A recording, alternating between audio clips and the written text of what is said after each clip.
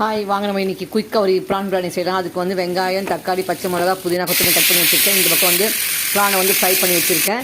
இப்போ ஒரு பேனில் வச்சு பட்டை லவங்கெல்லாம் போட்டு பட்டை லவங்க இலையெல்லாம் போட்டு வெங்காயம் வதக்கியாச்சு. அது வெங்காயம் வதங்கினோடனே மிளகாத்தூள் போட்டாச்சு. இப்போ பச்சை மிளகா, கொத்தமல்லி, புதினா இது எல்லாத்தையும் போட்டு நல்லா வதக்கணும். அது வதங்கினதுக்கப்புறம் ஃபைனலாக தக்காளி கொட்டி தக்காளி நல்லா வதங்குறதுக்காக உப்பை போட்டு நல்லா வதக்கி மூடி வச்சிடணும். அது தக்காளி வெங்காயம் வெந்ததுக்கப்புறம் தயிரை ஊற்றி நல்லா மிக்ஸ் பண்ணிவிட்டு இந்த பக்கம் வந்து ஃப்ரை ஆகிடுச்சு இறா.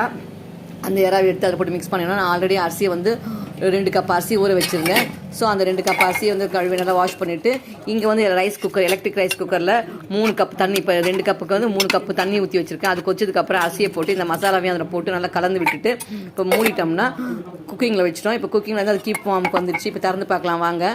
இப்போ திறந்தவொடனே ரைஸ் பாருங்கள் எப்படி இருக்குது, நல்லா பொலப்படம் நல்லா வெந்து உதுராக இருக்குது. இப்போ எறா பிரியாணி ரெடி. அதுக்கு சைட் டிஷ் வந்து முட்டை, ப்ரான் ஃப்ரை, ரைத்தா அண்ட் வெள்ளரிக்காய். நீங்கள் ட்ரை பண்ணி